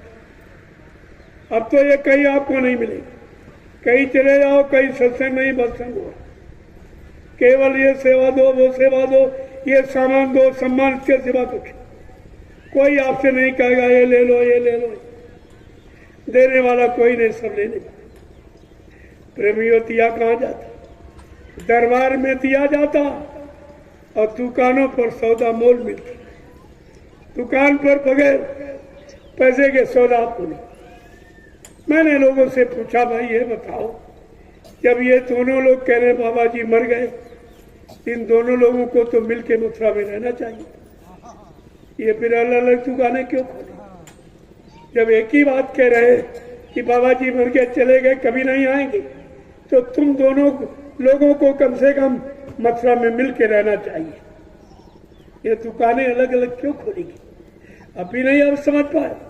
कहा हम यहाँ लूटे तो वहां लूटे, यही कहते रहो, चले गए चले गए। फिर भी आप नहीं समझ पाए। जब गुरु चला गया तो आप मथुरा किसके लिए जाते थे? मथुरा देखने जाते थे, जमीन देखने जाते कि गुरु से मिलने जाते? गुरु से मिलने जाते थे, गुरु का दर्शन करने जाते, गुरु का सत्संग सुनने जाते, गुरु से नामदान लेने के लिए जाते। इन्होंने तो खुलेआम कह दिया गुरु मर गया, फिर आप मथुरा करने क्या जाते? ये कौन आपको नामदान देगा? कौन आपकी मदद करेगा? कौन तुम्हारे पाप कर्मों में माफी दिलाएगा? ये तो काम किसी के बस का है नहीं। तो आपको तो सब विचार करना चाहिए। इतनी छोटी बात नहीं समझ पाए तो तुम समझोगे? जिसने साफ साफ कह दिया कि मथुरा में किसी का अधिकार नहीं, बाबा जी हमको वसीयत कर गए, उत्तराधिकारी बना गए, इसका मतलब क्या है? ये तो साफ साफ कह रहा तुम्हारा सबका कोई अधिकार नहीं, मथुरा हमारी अकेले की। ये तुम्हें सोचना चाहिए। ये मथुरा 45 करोड़ जीवों की किसी की नहीं, जिन्होंने अपना खून पसीना बहाया, अपनी गाड़ी कमाई, सहयोग में थी, गुरु के आदेश का पालन किया और भजन किया, गुरु के वचनों का हिंदुस्तान में प्रचार किया। उनका कोई अधिकार नहीं, और जिसने कुछ नहीं किया वो मालिक बन गया। इतनी भी बुद्धि तुम्हारे पास नहीं। अगर किसी के 5 बेटे हो और बाप एक बेटे को वसीयत करते तो 4 बेकार तो हो गए, 4 का अधिकार खत्म। वो तो साफ साफ कह रहा कि बाबा जी हमको वसीयत कर गए, हमको उत्तराधिकारी बना गए, तुम्हारा सबका कोई अधिकार नहीं। फिर भी तुम चिपके पड़े हो, तुम्हारी बुद्धि फिर भी नहीं काम कर रही। यह सब आपको सोचना पड़ेगा। जय गुरुदेव, जय गुरुदेव, जय गुरुदेव, जय गुरुदेव। नाम किसका? जय गुरुदेव। नाम किसका? जय गुरुदेव। नाम किसका? प्रभु का प्यारा नाम। अब आप लोग खड़े हो जाओ, खड़े हो जाओ आप।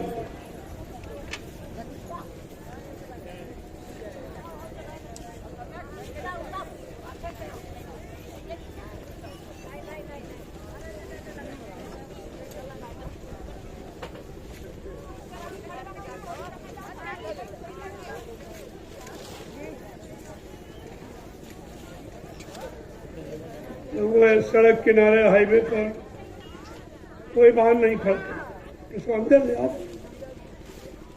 शासन की व्यवस्था में कोई बाधा नहीं। सत्संगियों, तुम्हें आदर्श बनना है, संदेश सतगुरु का तुम्हें चरितार्थ करना है। तुम ये दिखा दो दुनिया को कि गुरु भक्ति किसे कहते, गुरुमुख किसे कहते, गुरु अनुशासन, गुरु मर्यादा किसे कहते हैं, आपको दिखाना है। इस तरीके से रहो जैसे यहाँ कोई नहीं। ये लोगों को एक सबक मिल जाए, हिंदुस्तान में एक नई छाप लोगों के दिलों पर पड़े कि अनुशासन अभी गया नहीं है, मर्यादा अभी समाप्त नहीं हुई है।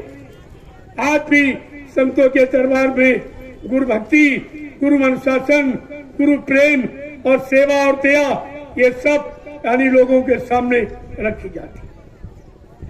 आप इसको दिखाना।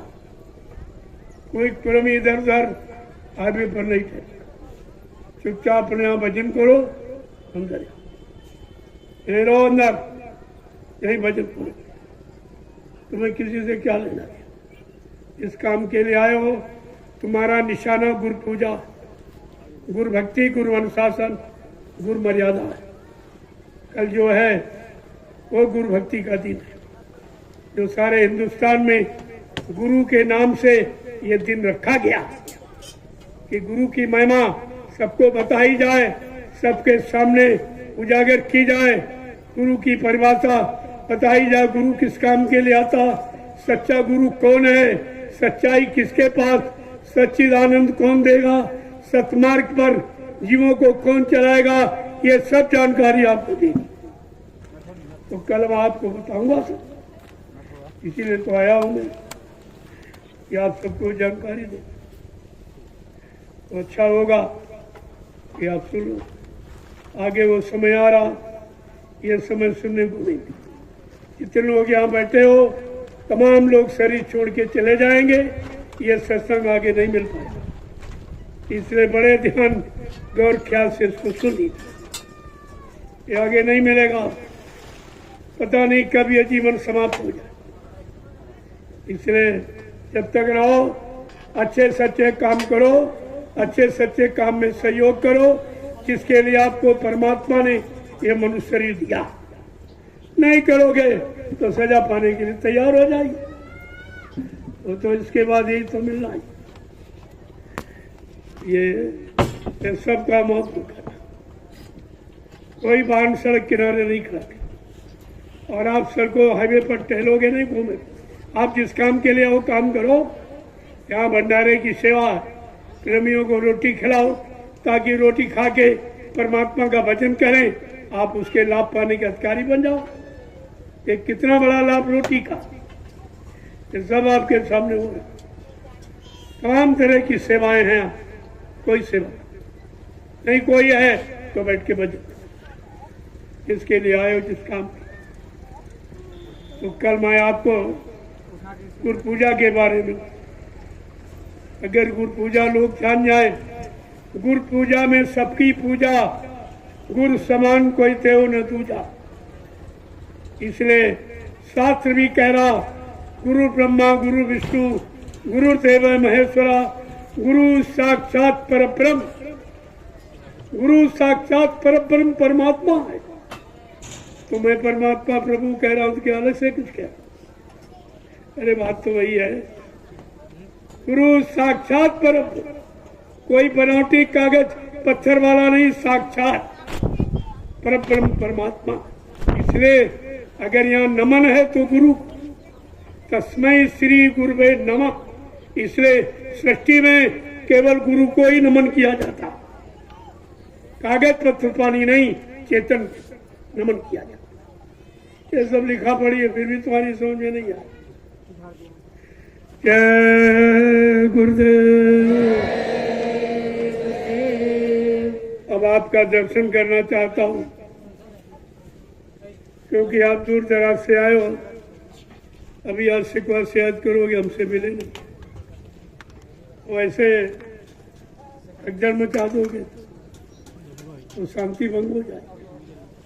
तो आपसे मिलने की मैंने एक व्यवस्था, एक लाइन में महिला, एक में पुरुष, बिल्कुल शांति के साथ मैं एक एक का दर्शन करूंगा, एक एक को प्रणाम करूंगा। बीमारी मुसीबत परेशानियों से बचने के लिए ये महाप्रसाद दूंगा। ये तीनों काम हिंदुस्तान में कहीं कोई आपका नहीं कर सकता, ये तीनों काम। और बराबर आपके सबको मौका दिया, इस क्षेत्र के प्रेमियों को भी मौका, सब कर्मचारी अधिकारियों को मौका।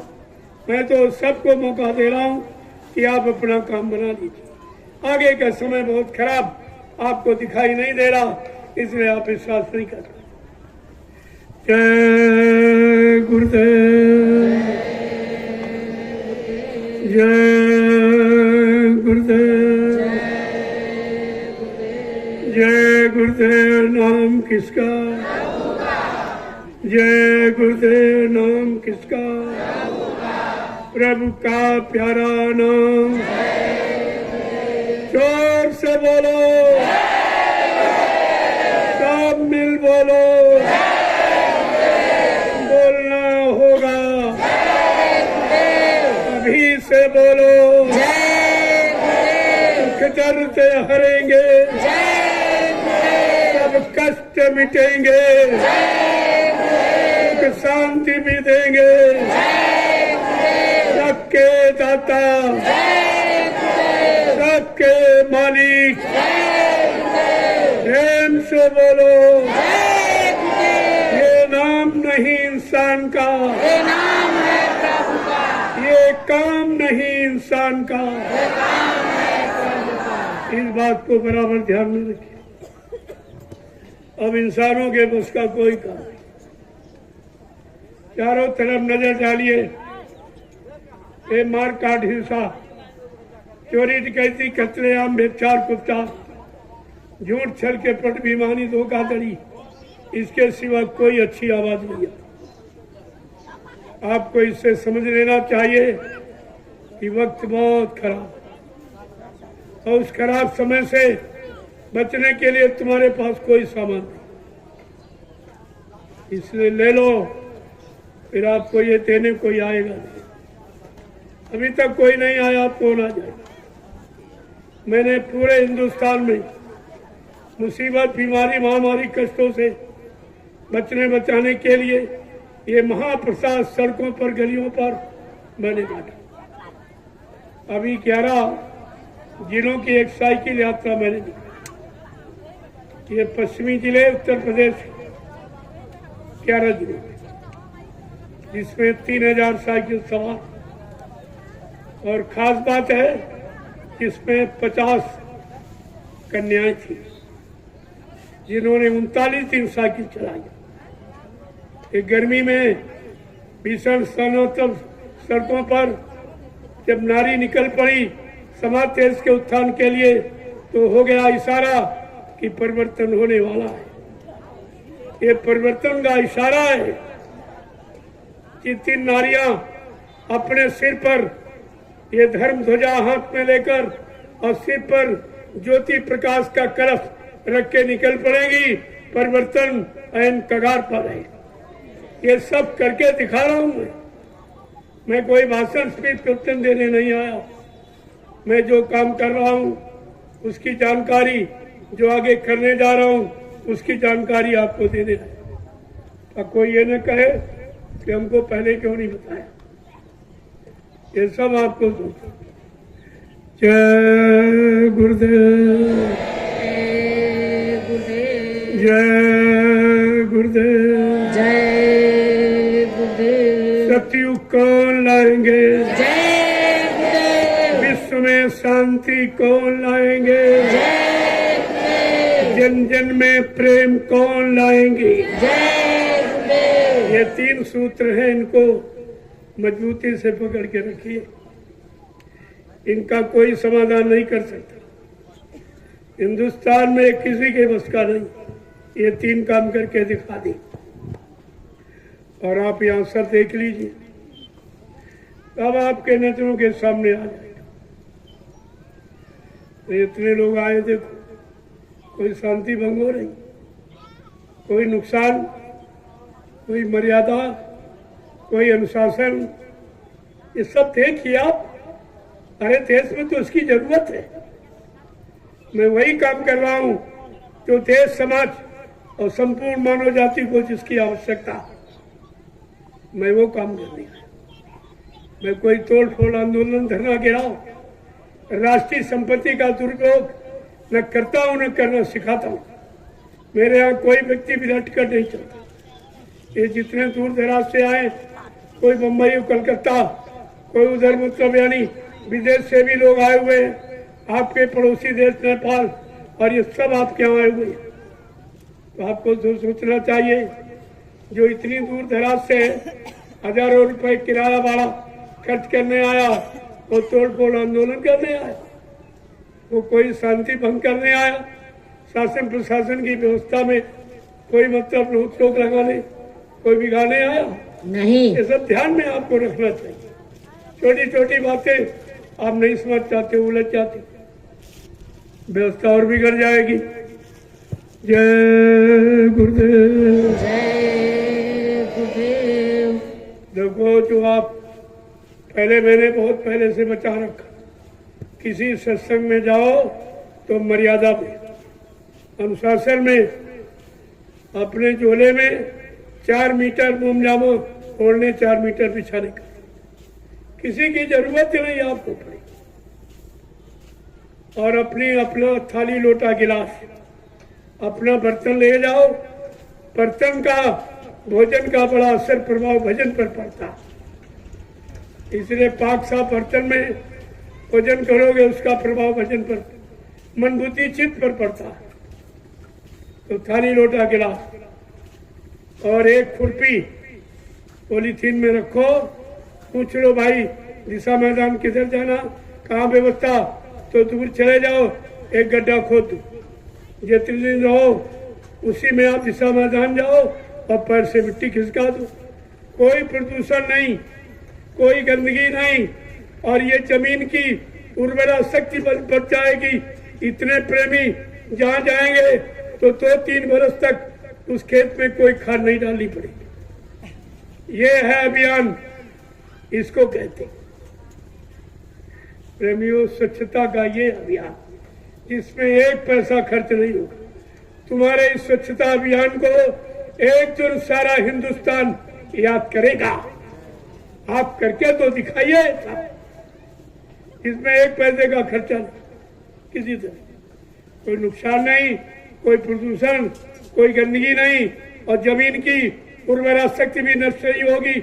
ये सब लाभ ही लाभ। तो अरे महात्माओं के पास बहुत उपचार है, लेकिन तुम उनसे न पूछोगे, न उनकी सलाह लोगे, न उनके अच्छे सच्चे काम में सहयोग कर पाओगे, न समझ पाओगे, तो परेशानी दूर नहीं हो और बढ़ जाएगी।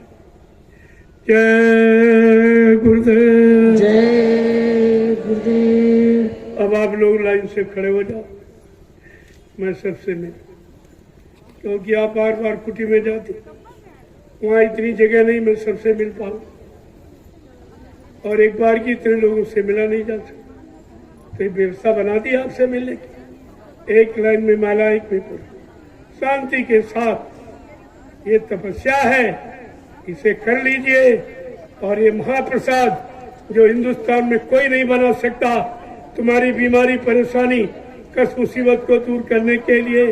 लेकिन एक बात का ध्यान रखिए, आप पूर्ण शाकाहारी रहोगे, सब तो गारंटी हमारी है। अगर शाकाहारी ना हो तो मेरी कोई गारंटी। फिर आप ये मत कहना कहा था आपने, कोई परेशानी मुसीबत नहीं गई, कोई बीमारी नहीं दूर हुई, कोई भूत प्रेत नहीं उतरा। एक यहाँ झंडा गड़ा हुआ है, आप परिक्रमा करिए उसकी, देखो कितने काम तुम्हारे ऐसे, तुम्हें सच्चा प्रमाण मिल जाएगा कि बाबा जी जीवित हैं कि नहीं। जो लोग कहते बाबा जी चले गए, उनके पास भी जय गुरुदेव राम का झंडा, वो झंडा गाड़ कर एक प्रेतात्मा को उतार के दिखा दे, या एक बीमारी कम करके दिखा दो, मैं तुम्हारी बात मान लूंगा। नहीं तो रो के पछता के, आंसू गिरा के एक न एक दिन इस झंडे के नीचे आपको आना ही पड़ेगा। ये गुरु की सच्चाई, उनकी मौजूदगी की सच्चाई। अरे झंडे से काम कौन कर रहा, जिंदा काम करता कि मुर्दा? तो गुरु जी में नहीं तो काम कौन कर? ये तो तुम्हारे सामने प्रमाण है, मैं सब प्रमाण प्रस्तुत किए देता हूँ।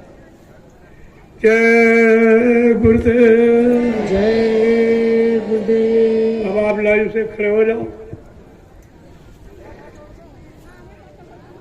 यहाँ कोई भी गंदगी नहीं फैलाएंगे, इसका भी ध्यान रखिए। सुबह शाम 10-10, 15-15 प्रेमी एक प्लास्टिक की बोरी ले लें, कोई दोना पत्तल कहीं कोई पड़ा फर उठा के उसमें रख के या जला दो या गड्ढा खोद के। ये मैदान तुम्हारी तपोभूमि है, तुम्हारा भजन घर है, क्योंकि आप सुबह शाम इस भूमि पर बैठकर 1-1 घंटा परमात्मा का भजन करोगे। अभी 7:30 बजे घंटा संग बजेगा, एक छोटी सी प्रार्थना होगी, 1 घंटा सुमिरन ध्यान बजेगा। सुबह 4:30 बजे घंटा संग बजेगा, एक छोटी सी प्रार्थना, 1 घंटा सुमिरन ध्यान भजन। पहले इसको देखिए है क्या ये काम कहाँ होता था और अब कहाँ हो रहा। बस यहीं से आपको पहचान कर लेनी चाहिए दरबार की। जय गुरुदेव, जय गुरुदेव। अब आप लाइन से खड़े हो जाओ, मैं सबका दर्शन करूं, और आपको ये चिंता खत्म हो जाए कि भाई मिले नहीं, मैं सबसे मिलता हूँ, यहाँ कोई डर मैं नहीं, सब खुलेआम बिल्कुल, और मैं अकेला ही चलता हूँ। कोई और थोड़ा थोड़ा उसका सुरक्षा करें। हमको उसकी जरूरत है। हमको अपने गुरु पर पूरा भरोसा, ईश्वर पर पक्का विश्वास। अच्छे सच्चे काम में कोई बाधा नहीं डाल सकता। इस बात को आप बराबर विश्वास रखिए। बिन विश्वास न कोनो सिद्धि, बिना विश्वास के कोई काम नहीं सिद्धि। तुमने गुरु से विश्वास हटा लिया, उनके वचनों को भूल गए, तो आप शंका में चले गए। जय गुरुदेव। जय गुरुदेव।